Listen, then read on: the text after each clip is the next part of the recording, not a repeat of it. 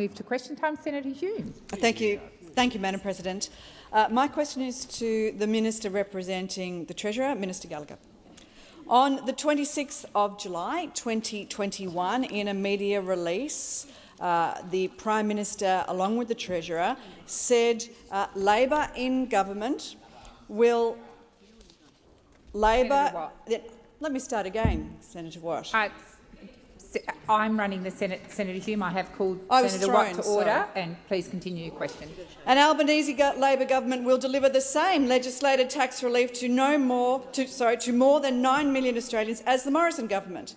The Shadow Cabinet and Caucus have today confirmed that Labor and government will uphold the legislated changes to personal income taxes and maintain the existing regimes for negative gearing and capital gains tax. Minister, given you have already broken your promise to uphold legislated changes to personal income taxes, will you now categorically rule out any changes to negative gearing? Thank you, Senator Hume. Minister Gallagher. Thank you. I was wondering where we were going to with that, where Senator Hume was outlining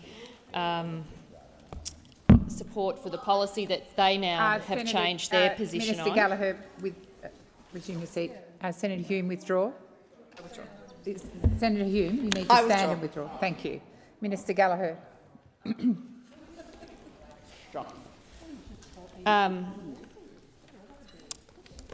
Thank you. And I might start by my answer by referring to the Deputy Opposition Leader Susan Lee's comments from yesterday, which was, you wouldn't expect me to pull out one ingredient or one part of tax reform, so I'm not going to do that. I'm not going to play the yes, Minister this Gallagher, is good, Minister no, Gallagher, this is please bad. resume your seat. Senator Hume. Thank you, Madam President. A point of order on relevance. I didn't ask about Ms Lee. I asked about a commitment that Labor made. Thank you, Senator Hume. The minister's just started her response, so I'll wait and see where it goes. Minister Wong. On the point of order, I again make the point, the fact that someone else spoke about a topic does not mean a reference to that person renders the answer not directly relevant. And so I would submit to you on this occasion, on the topic that has been asked, Ms Lee is very relevant. Thank you, Senator Wong. Order, order. Order across the chamber. Order. As I just indicated, Senator Hume, the minister has just started. I will continue to listen, and if the minister doesn't get to the standing parts of your question, I'll remind her. Minister Gallagher.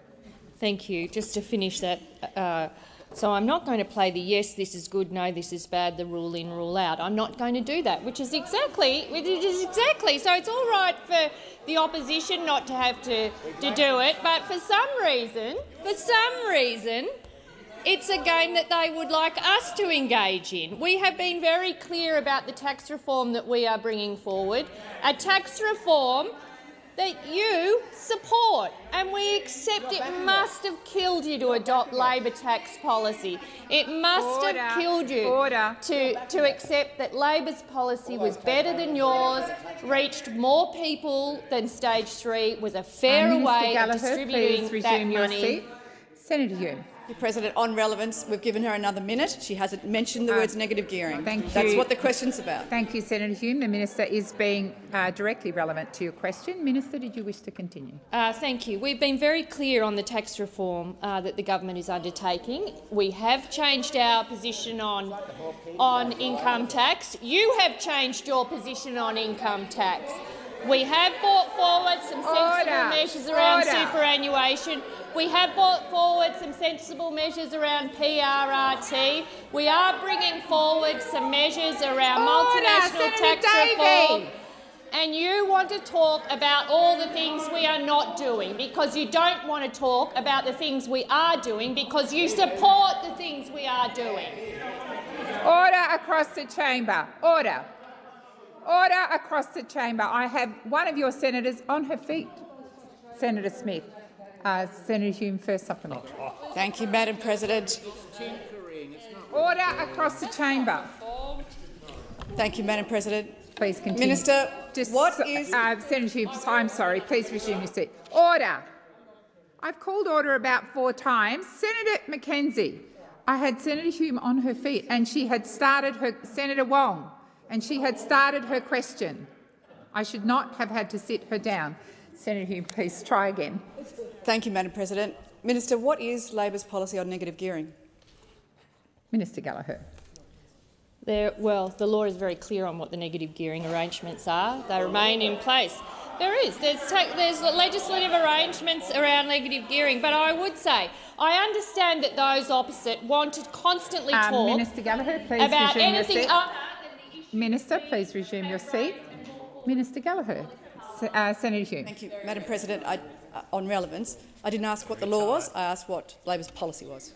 I do appreciate that, Senator Hume, and the minister just got to her feet to begin to answer your question. So, Minister, please continue. Well, I've answered the question, and I would like to I understand the desire not to speak about what the changes we are bringing to the Parliament are. I understand that. I've answered the question. We understand it. First you said you'd vote against it, then you said you'd reverse it, then you said you'd roll it back. I know Gallagher. It's uncomfortable, Senator Birmingham. It's very uncomfortable. Please resume your seat. Senator Birmingham. Point of order, President, and goes to relevance on two fronts. I would contend the minister has not answered the question. Senator Hume's very narrowly worded question focused on what the government's policy is, not what the law is, but also point out that if the minister believes she's answered the question, that's then not an invitation to use the residual time to talk about whatever she wants. The answer still needs to be directly relevant to the question asked. Did you want to make—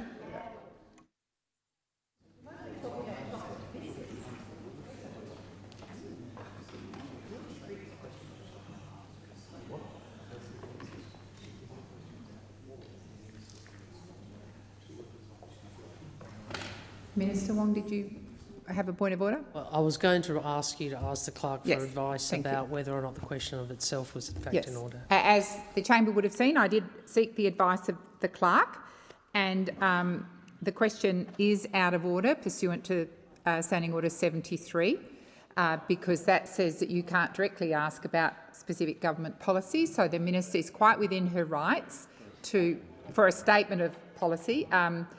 So the minister is quite within her rights to answer the question in whatever way she sees fit. So I've said Standing Order 73, Senator Hume, and I did seek the advice of the clerk. Minister, please continue. And the policy that we have brought before the parliament is the income tax policy. The income tax policy that you said you wanted to call an election on before you actually now in support of it. Before you said you were against it, before you even saw it, then you were going to reverse it, then you were going to roll it back. Then we saw the crab walking away when we realised, oh, wait on, we've looked in the tea leaves and this isn't going so well, and you adopted it. And now you want to talk about everything else. Senator Hume, second supplementary. Thank you, Madam President. Minister, can you categorically rule out that Treasury has provided you with options to change Australia's negative gearing framework or capital gains framework after the call from your legislative partners, the Greens? Minister Gallagher. Thank you. Well, what I can confirm for Senator Hume is that this government remains completely focused on looking at ways to alleviate cost of living pressures on Australians, which is why we have brought the income tax changes to this parliament. That is the work that we are doing. That is the work we did over summer. That is the work we did in our first budget. That's the work we did in our second budget, in our MyEFO. It's the work we did over summer when your boss was running around trying to... Thank you. Please resume your seat. Senator Hume. On relevance, I mentioned negative gearing and capital gains. I did not mention cost of living, and I did not mention personal income taxes. You did talk about advice from Treasury, so I think the minister is being relevant. Minister, please continue. Thank you. I'm answering the question. You asked around the advice that the Treasury provides, and I told you that the government has sought advice and support from our departments around cost of living relief, and that's what you've seen flow through our budgets. It's what you voted against time after time, so no wonder your question didn't have cost of living in it, because you have voted against the cost of living measures when they have come here. Senator Hume, and we will work with question. departments to ensure that we can provide cost of living relief where we can and where we can responsibly afford to Thank do you, so. Minister. Oh, I have Senator Polley. My question is to the Minister representing the Prime Minister, Minister Wong. I note that the Prime Minister said that he wants Australians to, and I quote, earn more and keep more of what they earn, and that Labor's plan will deliver a tax cut to all Australians. Can you, the Minister, please explain why the Albanese Labor governments made the decision to tackle the cost of living pressures and deliver a tax cut to all Australians? Thank you, Senator Polley. Minister Wong.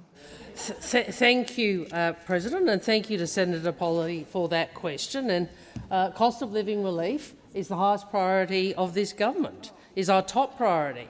And as of 1st of July this year, every Australian taxpayer will get to keep more of what they earn. That's 13.6 million Australians, because we are working. The Albanese government is working for every Australian. It's in Labor's DNA, unlike those opposite. These tax cuts offer relief and reform. More relief for workers, better reform for our economy. And Labor is doing the right thing for the right reasons. And Treasury is clear that the plan does not add to inflation.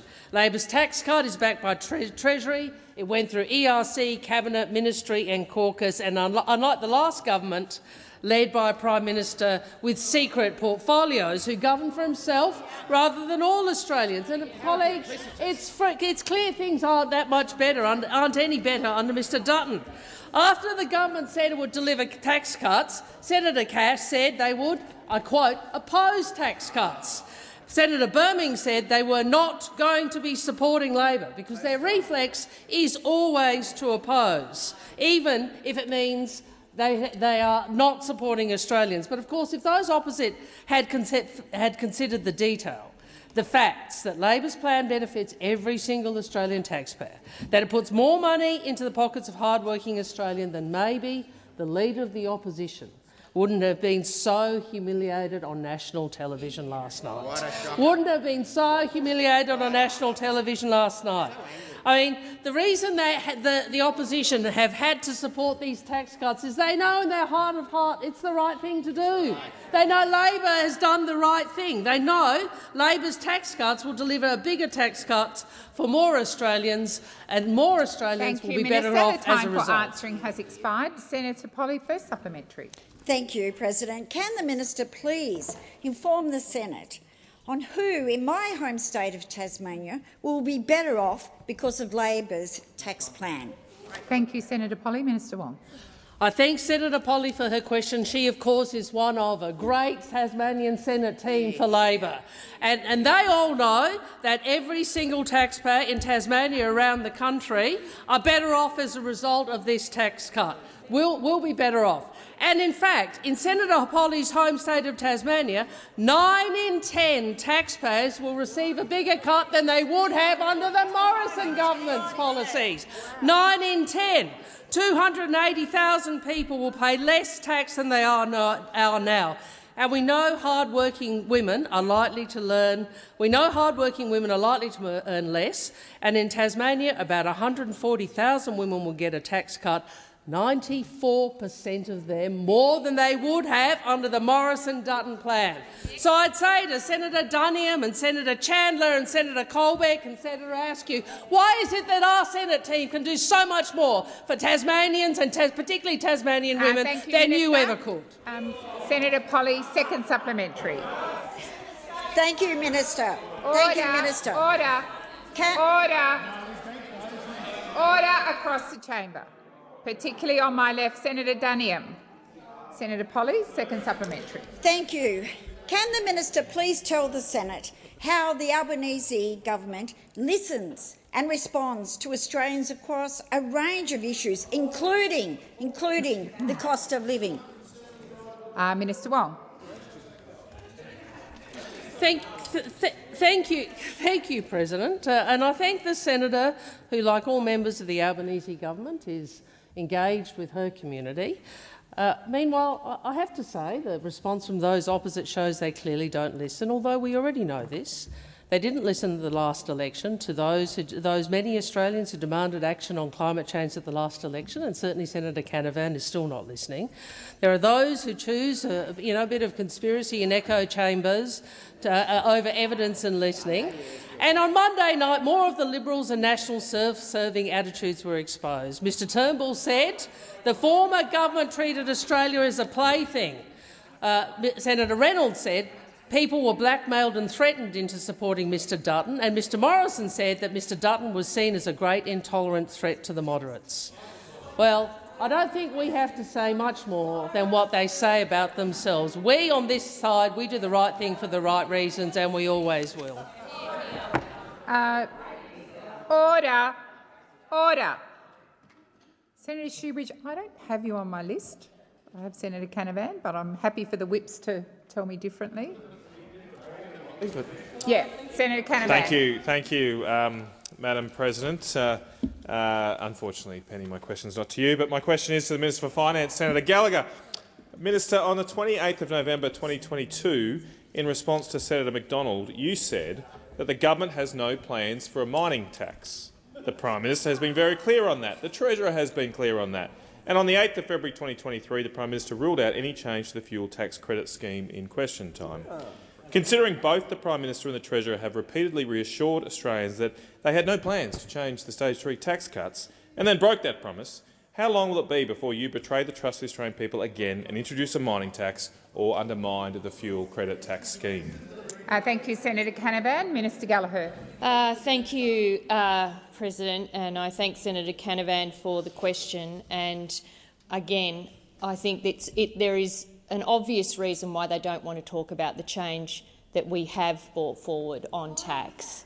The change that the Parliament will be considering, the one that the House has been considering, and indeed the one that you have adopted. And by adopting that policy, you have accepted that it was the right thing to do to change our position, that it was a fairer way of applying those tax cuts, that it got to more people, bigger tax cuts to more people, and everyone gets a tax cut. And you have accepted that as your policy.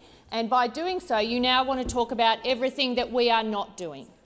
And the Prime Minister has fronted up and he has explained to the Australian people why he has changed his mind, why the government has changed our mind, to ensure that the tax cuts reach more people and that the average taxpayer gets a much bigger tax cut, that 90% of women get a bigger tax cut when they're paying tax, that 100% of women taxpayers get a tax cut, and you want to talk about other things. We have a full book of tax reform. How about you work with us? Yeah, on super. Order. You find us. You work with us on super, on PRRT, Minister Gallagher, please resume your seat. Minister Gallagher, please resume your seat. Senator Wong. Thank you. I have sat the minister down, waiting for the chamber to come to order. Senator McGrath. I would ask the minister to table the full book on Senator tax McGrath, reform. please resume your seat. Order. Minister, please continue. You opposite are an absolute rabble. If that's the best you can do, an absolute rabble, to channel one of our former colleagues.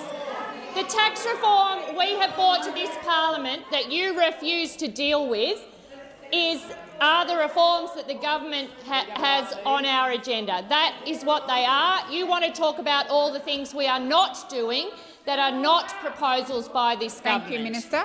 Senator Canavan, first supplementary. Thank you, Madam President. Minister, as part of the same answer in November 2022 that I referred to in the first question, you told the chamber that we are not a government that breaks promises. Will you repeat your promise and prior statements not to introduce a mining tax and rule out any change to the fuel tax credit scheme? Thank you, Senator Canavan. Minister Gallagher. Thank you. So, the opposition deputy leader yesterday, and I will again start my answer by that, I'm not going to play the yes, this is good, no, this is bad, the rule in, rule out. I'm just not going to do it. You wouldn't expect me to pull out one ingredient or one part of tax reform. You are so clearly embarrassed by the position you have taken, by the backflip, by adopting our policy, that you're scrapping around, looking in that drawer for scare campaigns of what next, because you've actually had to capitulate and accept that our policy on tax is the better policy. When it comes to tax reform, I have been clear. We have income tax reform. We have multinational tax reform. We have high balance super accounts reform. We have PRRT reform. Those reforms are before the parliament. That is the government's tax reform agenda. You might want to talk about all the things we're not doing because you're so embarrassed about the fact that the decision we took was the right one. The time has expired. Order. I haven't called you yet, Senator Canavan. I'm sorry, I'm just waiting for quiet.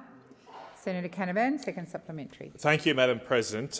Well, I haven't heard a single commitment to not change the fuel tax credit scheme in 2 answers. So, Minister, could you reassure the 1.1 million people who work directly or indirectly in the resources sector, or the millions more who work and rely on our farmers, that you will not break yet another promise and introduce a mining tax or change the fuel tax credit scheme? Thank you, Senator Canavan. Minister Gallagher. I have been clear, Senator Canavan. I don't think I can be clearer. You were all yelling at me, so maybe you didn't hear.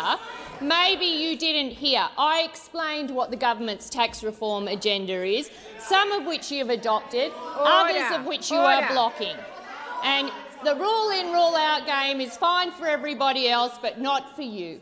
We have been very clear what our tax reform is, Senator. Senator Hume, you are yelling across the chamber, so much so that I am having to substantially raise my voice to get order. You are being disorderly. I'm asking you to stop doing it. Minister, please continue. The measures that have been raised here by Senator Hume and Senator Canavan are not and do not form part of the government's tax agenda. That is very clear answer for all of you that can't quite seem to grapple with it. It can't quite seem to understand. Our tax reforms in the parliament include income tax, PRRT, high balance super accounts and multinational tax reform. It's all there for people to see. We've been up front. We've explained the position. Yes, we have, Senator McGrath. You might not understand it or you might not want to understand it. The time for answering has expired. Senator Shoebridge. Thanks, President. My question is to the Minister representing the Minister for Defence. Minister, Australian exports that end up in Israel, whether it's parts of F-35 fighter planes, engines for drones used by the IDF, material for vehicle armour or any other number of types of military equipment, risk being used to carry out genocide. Furthermore, your own department's recently released figures show that even in October of 2023, Australia provided further arms and ammunition to the State of Israel. The International Court of Justice found there's a plausible case of genocide being committed by the State of Israel on the population of Gaza. Following this finding, why has your government not publicly and clearly announced an urgent ban on the export of military equipment to Israel? Thank you, Senator Shoebridge. Minister Wong. There are a number of assertions in that question, President, to you, Senator Shoebridge, I might respond to. The first on the ICJ, and I would refer you to my answer to Senator Faruqi yesterday, where I referenced the joint statement with New Zealand in relation to the findings of the Court of Justice and the expectation that Australia has articulated that Israel will comply with the findings and the statements of that court. The second point I would make is, and I appreciate you asked that with slightly better tone on this occasion, that I do think there's been a lot of misinformation and disinformation, some of which was included in your question, in a debate which has seen some of the worst social disharmony in our country in many years, certainly since I can remember. And everyone in this chamber, including the Greens, have a responsibility to deal with differences of opinion which are very deeply felt in ways which are respectful, which do not rely on disinformation, misinformation and false facts. Order. Excuse me. Order. This is an example of the lack of ability to have a discussion with some courtesy about the Middle East. This is really an example. The fact that you are interjecting when I'm responding to you is another example of it. And we have seen the sorts of vitriol on social media, the sorts of falsehoods which are stated, some of which this party, repeats in this chamber.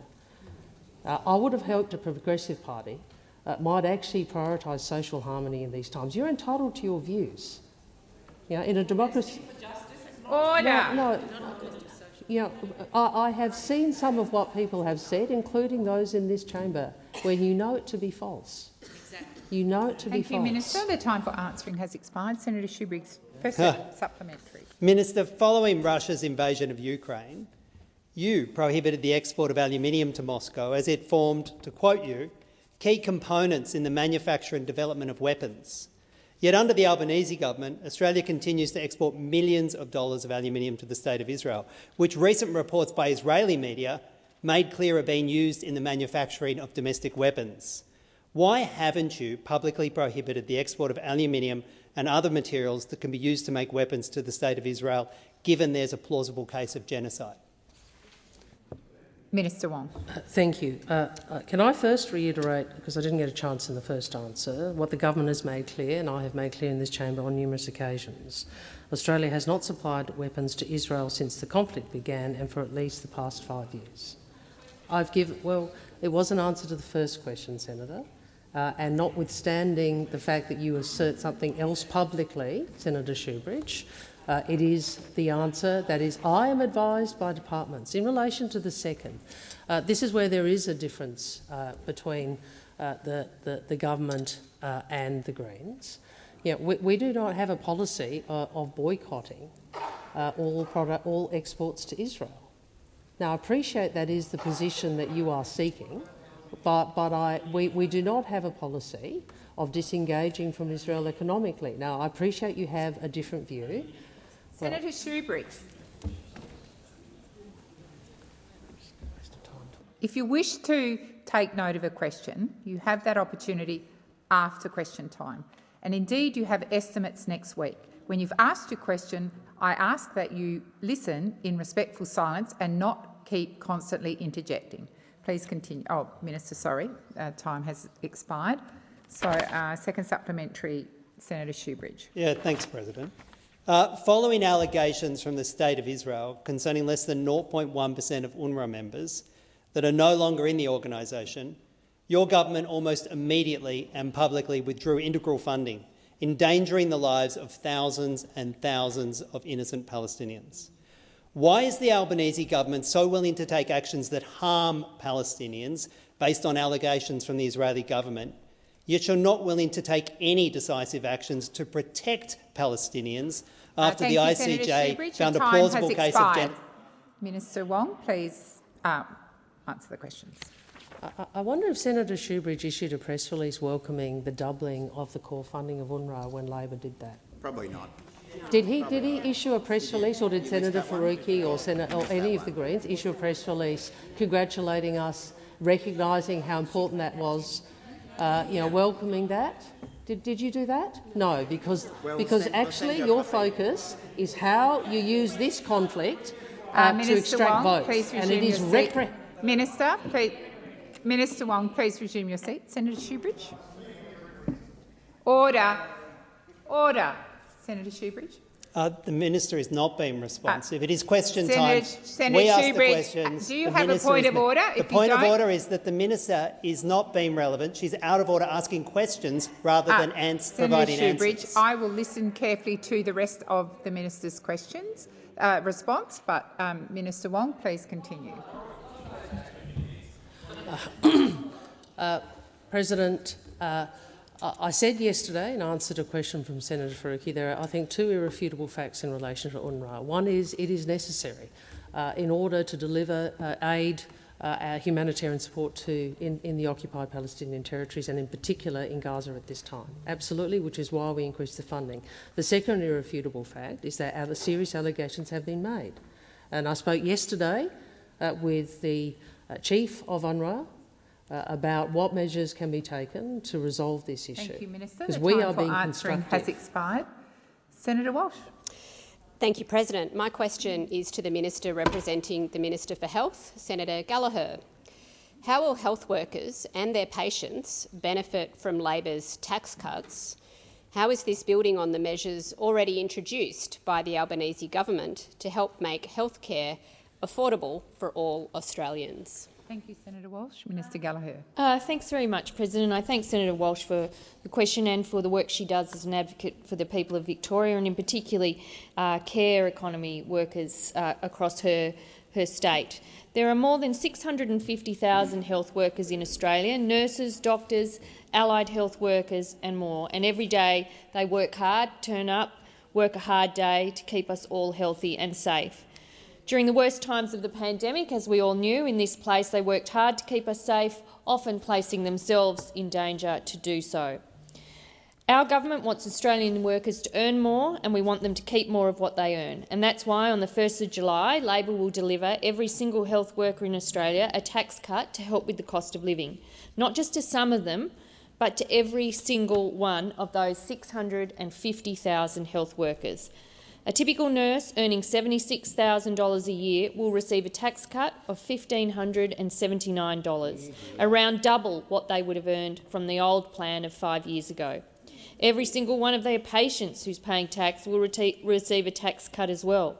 Not just some of them, but every single one of them, reinforcing our determination to build on the measures we rolled out over the course of last year to help Middle Australia with cost of living pressures. We're also taking a range of actions to make healthcare more affordable for Australians. Under Labor's Medicare urgent care clinics are making it easier for people to get the urgent treatment they need when they need it without having to pay for it. Senator Walsh will be happy to hear that the doctors and nurses across Victoria have responded to almost 66,000 presentations across the 10 urgent care clinics in Victoria. There have been more than 150,000 presentations to the 58 Medicare urgent care clinics now open and seeing patients across Australia, taking pressure off emergency department and saving over $42.5 million in avoided patient episodes. Answering has expired. Senator Walsh, first supplementary. Minister, Labor created Medicare to make Australia's health system cheaper, simpler and fairer. Labor knew then, like we know now, that Australians need a government that understands the impact healthcare can have on the family budget. 40 years on, why is it important to strengthen Medicare? And what is the Albanese government doing to ensure Medicare remains strong? Thank you, Senator Walsh. Minister Gallagher. Thank you, President. I thank Senator Walsh for her question and again for the work she's doing in Victoria around ensuring more accessible access to Medicare services for the Victorian community. It's true, this year we celebrate 40th birthday of Medicare, and before Medicare, 1 in 7 Australians didn't have health coverage, and unpaid medical bills were the leading cause of personal bankruptcy in this country. Thanks to that landmark Labor reform, we now live in a country that has a healthcare system that's #1 in the world when it comes to health outcomes and when it comes to equity. Bulk billing rates were in free fall when we came to government, and that's why we tripled the bulk billing incentive in last year's budget. That's not only stopped the slide in bulk billing rates. In the first 2 months, we saw an additional 360,000 additional free visits to the doctor. Senator Walsh, in Victoria, Victorians have saved almost $3 million. Minister Gallagher, resumed your seat. Senator Wong. Can Senator Ruston please withdraw that? Minister, I didn't hear it, but I'm sure Senator Ruston. Thank you, Senator Ruston. Minister Gallagher. Thank you. $3 million due to this policy, with an extra 71,000 visits. Minister, bulk the time billed. for answering has expired. Senator Walsh, second supplementary. Minister, since coming to government, Labor has made medicines cheaper, opened 58 Medicare urgent care clinics and tripled the Medicare bulk billing incentive. How will Labor's cost of living tax cuts complement these measures and strengthen Medicare? Thank you, Senator Walsh. Minister Gallagher. Thank you very much. And I thank Senator Walsh for the question because, as she outlined in that question, the cost of living tax cuts do complement the other investments we are making in a whole range of areas, but in relation to the question, to strengthen Medicare, whether it be the tripling of the bulk billing incentive, whether it be the urgent care clinics that are up and running, or whether it be the cheaper medicines. And we've seen patients have saved $240 million in medicine costs thanks to the biggest cut of the price of medicines in the 75-year history of the PBS. In 4 weeks' time, 100 more medicines will be added to the 60-day script list, saving Australian patients even more money at the pharmacists. And in Victoria, Victorians have saved $63 million due to the co-payment reductions on script. This is again real money left in the pockets of the Australian people so that they have more money to spend on the things that they need. Thank you, Minister. Senator Tyrrell. My question is for the Minister representing the Minister for Aged Care, Senator Gallagher. In December 2022, the government introduced a star rating system for aged care facilities. The idea was to provide accessible and reliable information about the quality of aged care. Recently, it has been reported that experts have criticised the system, claiming that it's a poor functioning system, resulting in high rankings for potentially substandard facilities. They say the data provided by aged care facilities is not vetted or checked thoroughly, meaning it isn't accurate. Minister, do you believe that Australians can rely on this system to ensure they or their loved ones receive the best quality aged care? Thank you, Senator Tyrrell. Minister Gallagher. Thank you, and I thank Senator Tyrrell for the question and for her ongoing advocacy around aged care and residents of aged care, and in particular residents of aged care in Tasmania. I would say that the Minister for Aged Care, through her reform agenda, is working incredibly hard to improve the standard of care across the aged care system. And remember, we did inherit a system that had been heavily criticised under a Royal Commission with a report that was titled Neglect, and that report outlined the fact that the system was under enormous pressure, that there wasn't adequate investment into that system, and that the system needed to change, and it needed to change in a number of ways. We needed to ensure that appropriate investments were made into the workforce. We have done that. We also needed to make sure that there was more accountability and transparency around the care that is provided and the quality and the care minutes in particular that residents receive, and that people should, and those aged care facilities should have to measure, I guess, the quality of the care that they provide in a very public way, which is what the star rating system is about. And I would say when you introduce those kind of rating systems, it's about actually driving improvements more than about punishment, because services will work hard to improve the star rating that they get in order to project, the quality of care and therefore attract residents to that service. And it also gives families and would-be residents information about those services that are either exceeding or going to a high level of the quality of care, because I think anyone that needs to go into aged care, their families are always looking for the best possible place for the best possible care for their loved ones, and I think the star rating drives that kind of reform. Thank you, Minister. Senator Tyrrell, first supplementary. Thank you, President. Across the 4 criteria that are assessed for a star rating, resident experience counts towards 1/3 of the overall rating. However, an assessment can be determined by using as little as 10% of the residents. This means that the provider could potentially rig the assessments by choosing which residents participate in the survey. Minister, is it possible that ratings are being manipulated through the use of dodgy data? Thank you, Senator Tyrrell. Minister Gallagher. Thank you. Look, I will come back if there's anything further that I can add to this, Senator Tyrrell. I would say that when you introduce a system, it's always appropriate that you look at how that system is being implemented and you ensure that the data being used is appropriate and reflects the true picture. And it's not only star ratings, it's also, I think, through the Aged Care Quality and Safety Authority, the ability to do other and further checks and also respond to any complaints that are made. I would say in aged care, some of the reasons around the threshold of the number of residents that might participate in that survey would be lower, potentially because of the nature of the care requirements of some of the residents. But I think it is an important part of the star rating system. But nobody, I think, in aged care, and I've met a lot of providers and a lot of families over the years would be wanting to see a system that didn't provide an accurate representation of the quality of care in those facilities. And if there is anyone that you're worried about, we'll be happy to follow your up. time has expired. Senator Tyrrell, second supplementary. Thank you, President. The latest Aged Care Quality and Safety Commission performance report shows that nearly 1 in 5 residential aged care services were less than fully compliant, yet many of these services are still receiving 4- and 5-star compliance ratings in the star rating system. Minister, does the government admit this system is a failure and putting people at risk? Thank you, Senator Tyrrell. Minister Gallagher.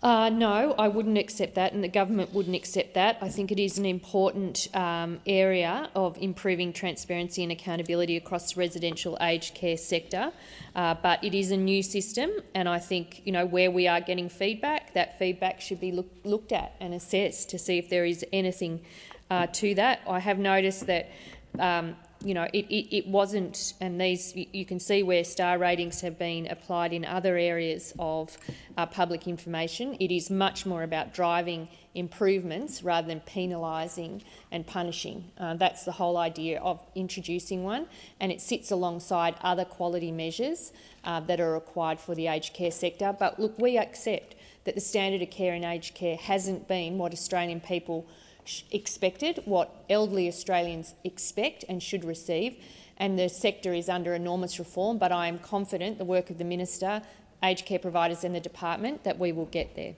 Thank you, Minister. Senator Duniam. Thank you, President. My question is to the Minister representing the Minister for the Environment, Senator Wong. And last month, in one of the most scathing federal court judgments in memory, Justice Natalie Charlesworth found that the actions of the Environmental Defender's Office and its team were severely lacking in integrity, that they distorted and misrepresented and confected evidence. They manipulated and coached a number of traditional owners in the Munkara and Santos case, especially after all of the warnings that the government was given about the problems, including green lawfare and social and economic devastation that it would trigger. Does the Albanese Labor government finally now concede that its October 2022 budget decision to supply $8.3 million to the EDO was a terrible, terrible waste of taxpayers' money? Thank you, Senator Duniam. Minister Wong.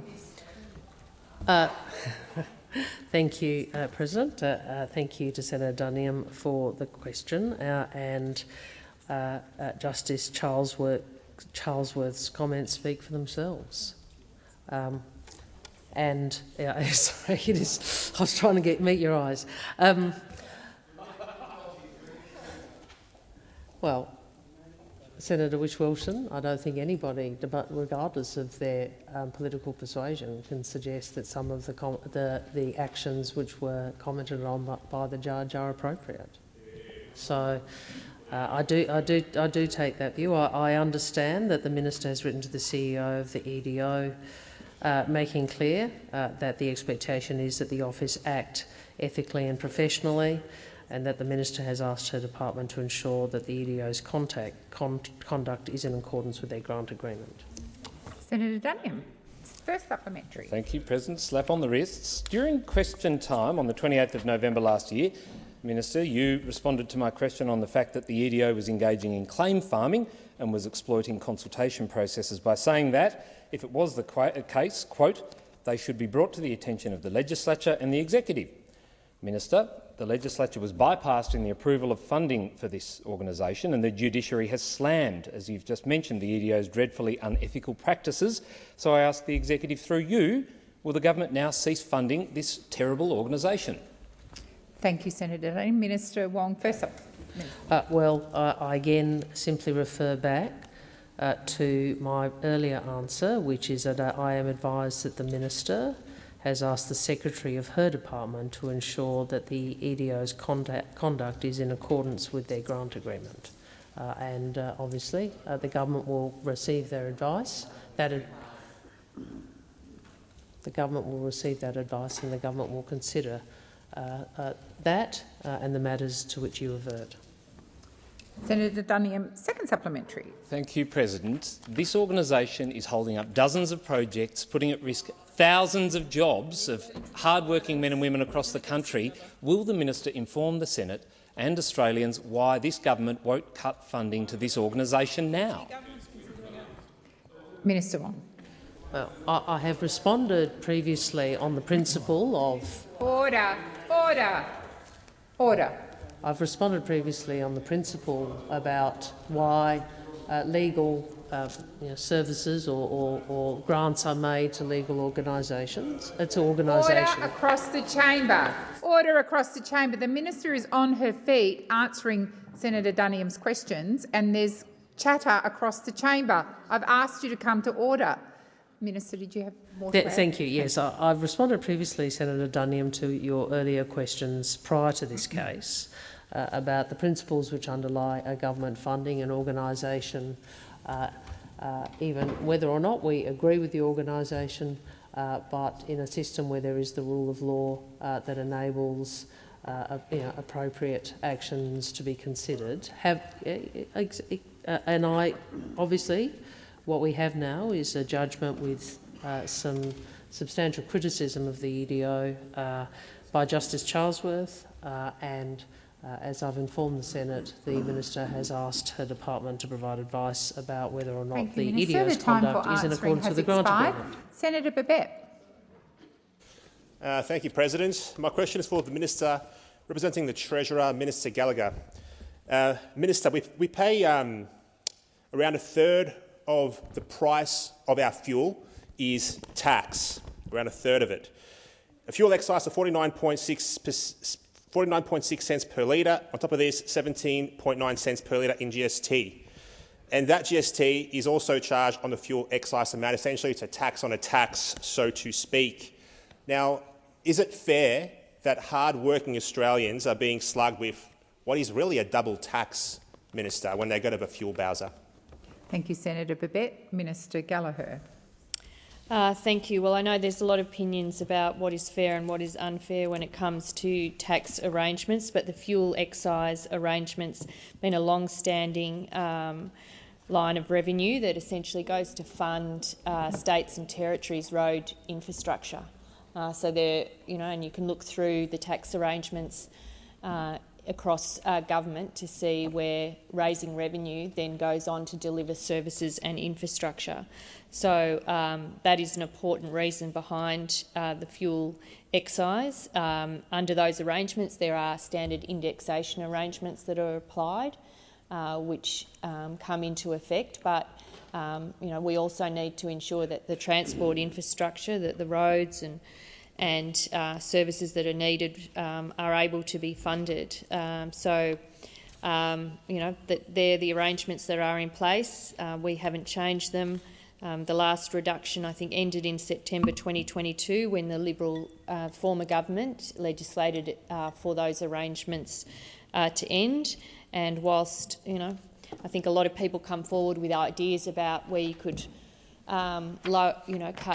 cut taxes or reduce revenue to government, there's also a growing and increasing need to provide services and make investments across government.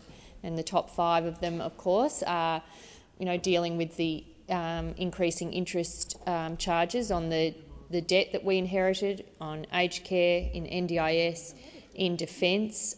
Those are and in health, they are very fast-growing areas of government. And governments need to collect revenue to fund those. If we don't collect it, then you have to start cutting back on those services, and I can't see in any of those 5 areas opportunity to cut investments. Thank you, Minister. Senator Babet, first supplementary. Thank you, Minister. Now, the funds generated by the fuel excise, obviously some of it goes into general revenue, we all know that one. But what percentage of these funds goes towards road infrastructure specifically? Thank you, Senator Babet. Minister Gallagher. Look, I'll come back if there's more information that I could provide, but it's over $1 billion was credited in the 21-22 year for the fuel indexation road funding special account for payments to states and territories. So that is, and then of course we fund other infrastructure arrangements with states and territories, including road infrastructure through other investments through the infrastructure portfolio as well. But that is the standard arrangement.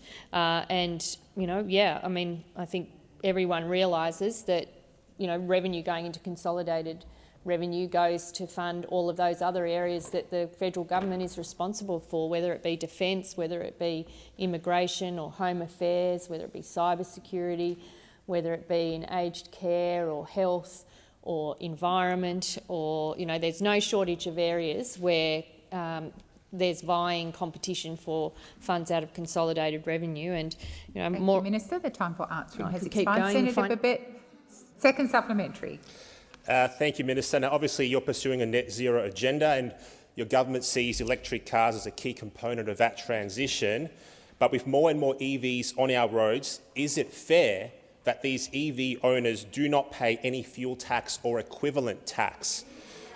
What is the government going to do to ensure that EV owners pay their fair share for all those services that you've just talked about? Thank you, Minister. Thank you, Senator Babet. Minister Gallagher. Thank you. And I understand, you know, some state treasurers have been keen to discuss matters around that with the federal government, and I'm sure those, you know, discussions will continue. But, you know, we are pursuing a net zero, and we're pursuing net zero not only for the improvements that it will bring for future generations, it's also about seizing the economic opportunities that come with that transformation that's happening around the world. And as much as many people in this chamber would like to put their head in the sand over it, it's happening. It's happening in global markets, it's happening in the money markets, it's happening across the board. Senator McKenzie. And we think Australia should be a part of that, and we should be ready to seize the economic opportunities that come with that transformation, whether it be in jobs, whether it be in exports, and certainly for future generations, the improvement in energy and reliability. Senator Sheldon. My Senator Sheldon, please resume your seat. Senator Rennick, I've called you about 4 times. At Senator McKenzie, equally. Order. Senator Sheldon. Yeah, thank you, President. My question is to the Minister for Trade and Tourism, Senator Farrell. Tourism is vital to communities across Australia, particularly in regional economies, where hundreds of thousands across the country are employed in that industry, including in my home state of New South Wales. And workers in the industry who keep the industry going are often on lower and middle incomes. Can the Minister outline the Senate how Labor cost of living tax cuts will help workers in Australia's tourism and hospitality industry?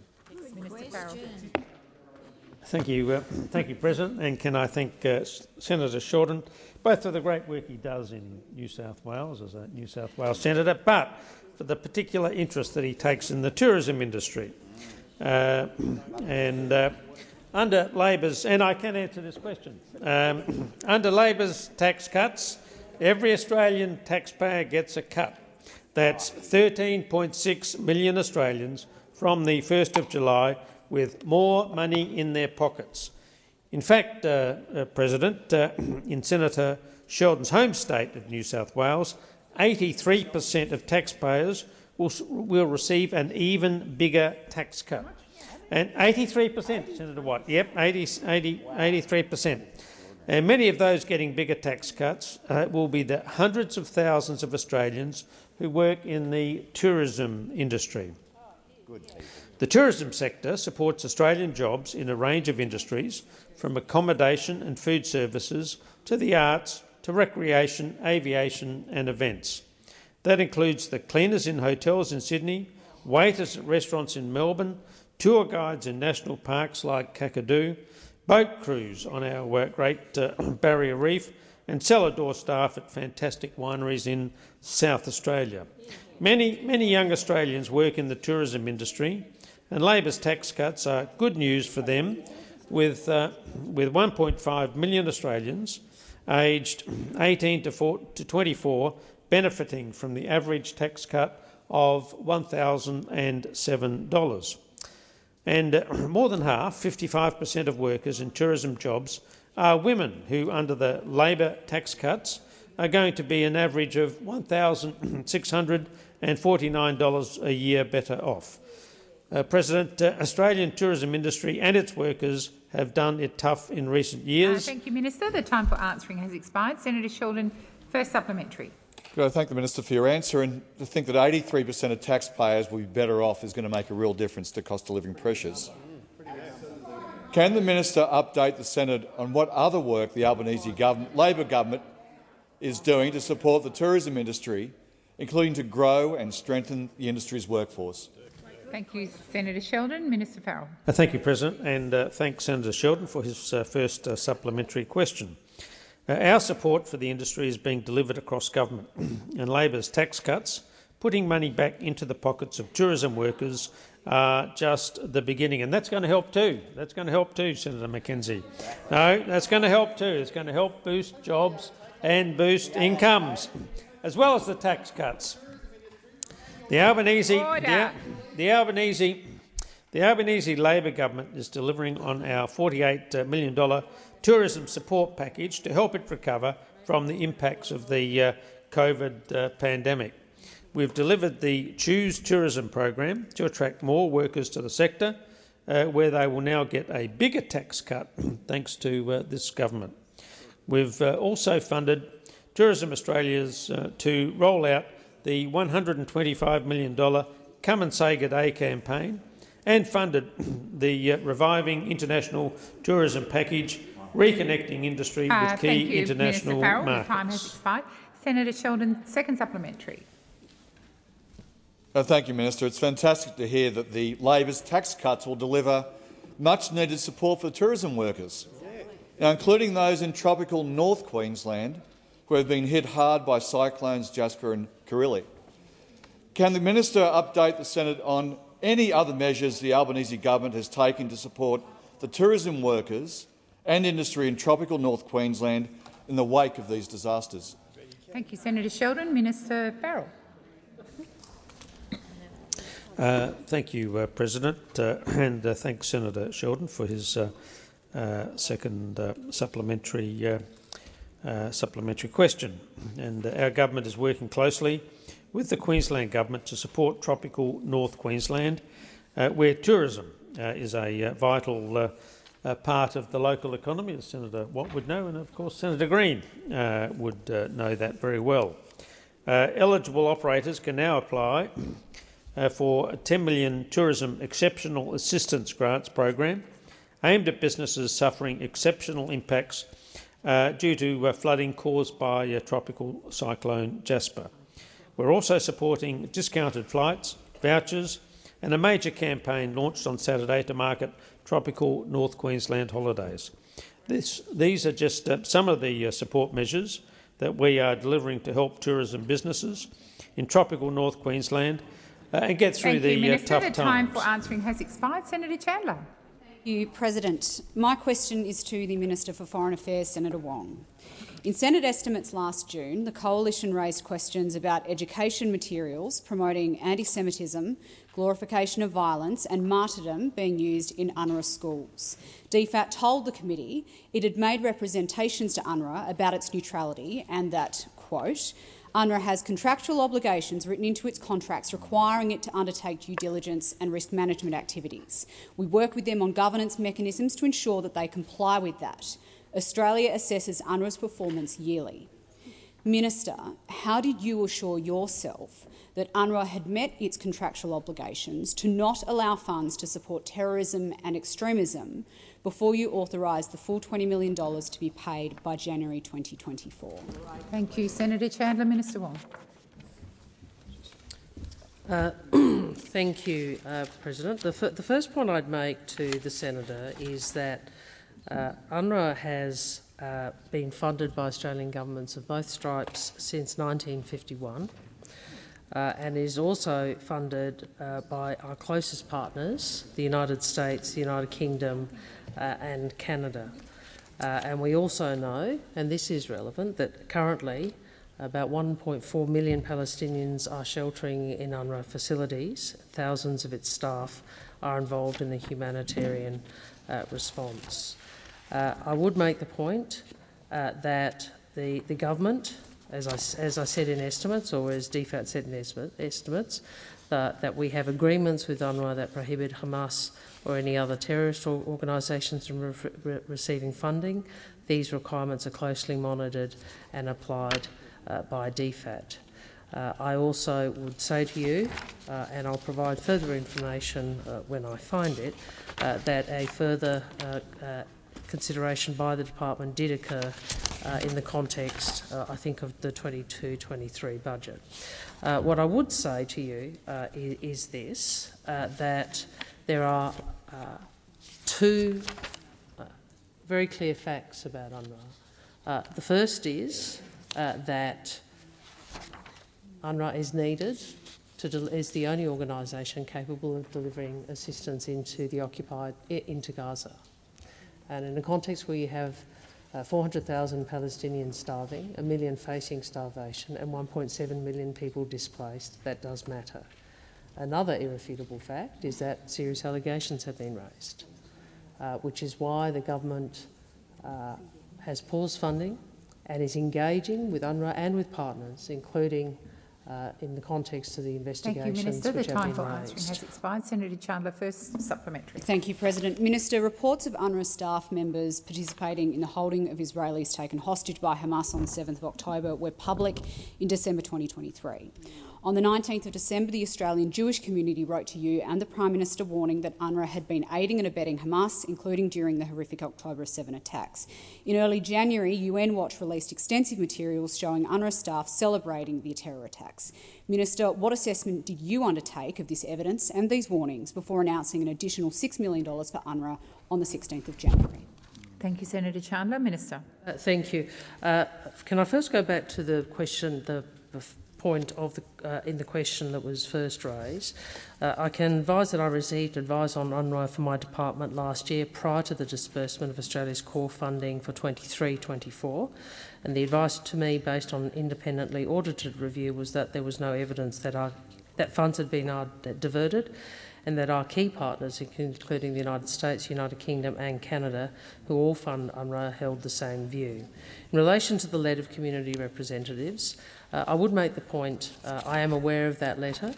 I do know these are not new views, that there are views that have been expressed for many years by individuals and organisations who do not support the Australian government continuing to fund UNRWA. By the time we received the letter, my officials had already acted on the issues it raised, which had been identified in a November report by UN Watch, as you said, and the Institute for Monitoring Peace and Cultural Tolerance and School Education. Senator Chandler, second supplementary. Thank you, President. Minister, your department told the committee last June, we are working with governance mechanisms to ensure that our funding goes to the right people. In October last year, you announced a total of an extra $25 million for humanitarian assistance in Gaza and the region, of which $12 million was to go to unnamed UN agencies or trusted partners to address needs. How much of this funding went to UNRWA, and how does the provision of aid through other UN agencies tally with the government's assertion that funding UNRWA is the only way to provide aid to the people of Gaza? Your time has expired. Minister. I'll provide information about the October announcement. My recollection, it was UN organisations including UNICEF and also the International Committee of the Red Cross, but I will confirm the detail of that with you. Senator Chandler, I don't believe it is disputed that at this point, where we are in Gaza, that the UNRWA is the only entity on the ground at scale able to deliver aid and humanitarian relief. The Israeli government officials with whom I spoke would accept that. It may be that people don't like the entity, and I appreciate that that is where you are coming from, but I don't think it is disputed that there is no other organisation that is capable of delivering the assistance in that way. That is consistent with the discussions I had in Israel, consistent with the discussions I have had with officials of the UN and also the International Red Cross. Thank you, Minister. And on that basis, I ask that further questions be placed on the record. Thank you.